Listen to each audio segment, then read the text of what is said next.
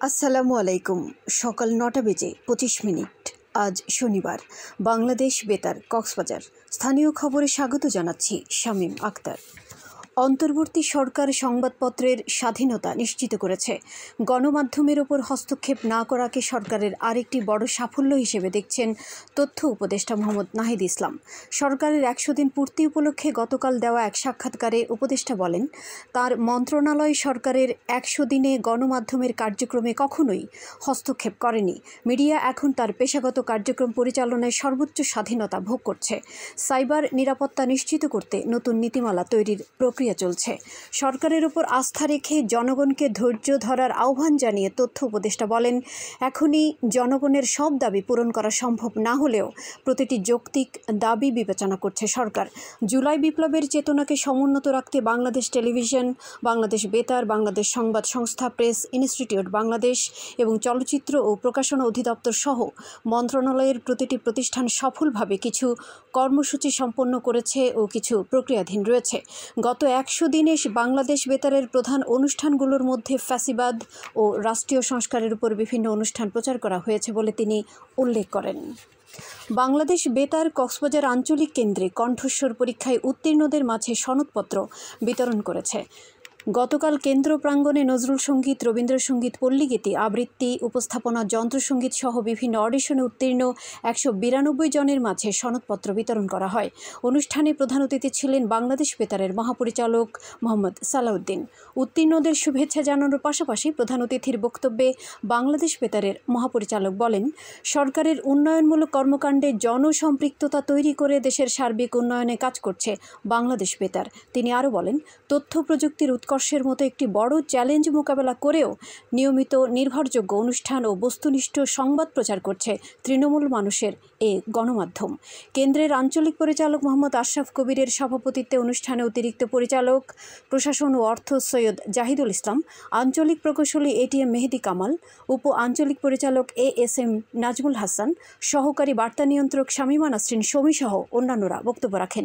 এ সময় বেতার কেন্দ্রের কর্মকর্তা, শিল্পী, কলাকুশলী সহ অভিভাবকেরা উপস্থিত ছিলেন। কক্সবাজারে আজ বিচার বিভাগীয় সম্মেলন অনুষ্ঠিত হতে যাচ্ছে। জেলা বিচার বিভাগের উদ্যোগে জেলা জজ আদালতের সম্মেলন কক্ষে দিনব্যাপী এই সম্মেলনের আয়োজন করা হয়েছে।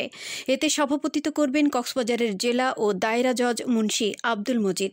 আদালতের প্রশাসনিক কর্মকর্তা এস.এম. আব্বাস উদ্দিন জানান, সকাল 9:30 থেকে 2 পর্বে বিচার বিভাগীয় সম্মেলন অনুষ্ঠিত হবে।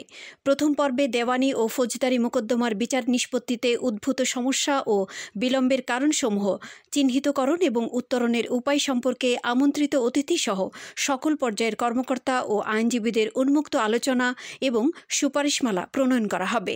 দ্বিতীয় পর্ব শুরু হবে বেলা 2:30টায়।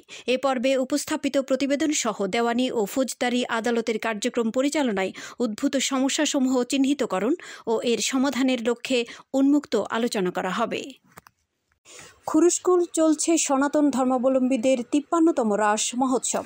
রাসবিহারী মন্দির প্রাঙ্গণে 5 দিনব্যাপী ঐতিহ্যবাহী এই অনুষ্ঠানে গতকাল তৃতীয় দিন থেকে শুরু হয়েছে রাস পূর্ণিমা ও লীলা প্রদর্শনী।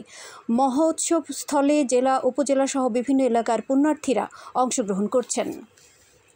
এদিকে আয়োজক কমিটির সাধারণ সম্পাদক স্বপন পাল জানান, রাস মহোৎসব উপলক্ষে ষোড়শ প্রহর ব্যাপী হরিনাম যজ্ঞ অনুষ্ঠানে গোপালগঞ্জ, মাদারীপুর, খুলনা ও চকরিয়া সহ বিভিন্ন সম্প্রদায়ের কীর্তনিয়া দল মহানাম পরিবেশন করছেন।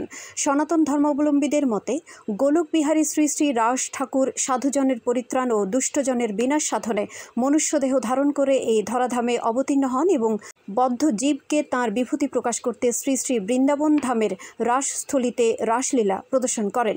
সেই রাসলীলা যাত্রার লীলারস আস্বাদনের প্রত্যাশায় বিগত 52 বছরের ন্যায় এবছরও খুরুশকুল 5 দিনব্যাপী রাস মহোৎসবে মহানাম যজ্ঞ, প্রতিমা প্রদর্শনী ও লীলা প্রদর্শনীর আয়োজন করা হয়েছে। চকরিয়ায় বিভিন্ন মামলার পলাতক 4 আসামিকে গ্রেপ্তার করেছে থানা পুলিশ।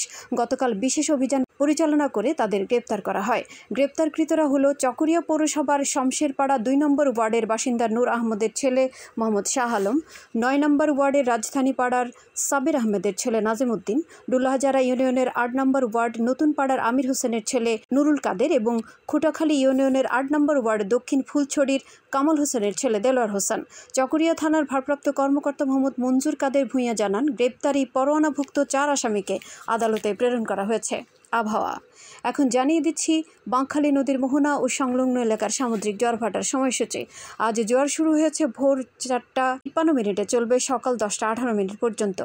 ভাটা শুরু হবে সকাল 10:18 চলবে বিকেল 4:58 পর্যন্ত। সবশেষে পর্যটক বার্তা। পর্যটন নগরী কক্সবাজারে আগত ভ্রমণ পিয়াসুদের সাগরের পানিতে নামার পূর্বে সাবধানতা অবলম্বন করার জন্য অনুরোধ করা হচ্ছে। যারা সাঁতারে দক্ষ নন তাদের পানিতে বেশি দূর যাওয়া উচিত নয়। ভাটার সময় স্রোতের সাগরমুখী টান প্রবল হওয়ায় সাগরের গভীরে ভেসে যাওয়া এমনকি প্রাণহানির আশঙ্কা থাকে। সেই সাথে পর্যটকদের স্বাস্থ্যবিধি মেনে চলার পরামর্শ দেওয়া হচ্ছে। খবর শেষ হলো। আমাদের পরবর্তী খবর প্রচারিত হবে আজ দুপুর 2:55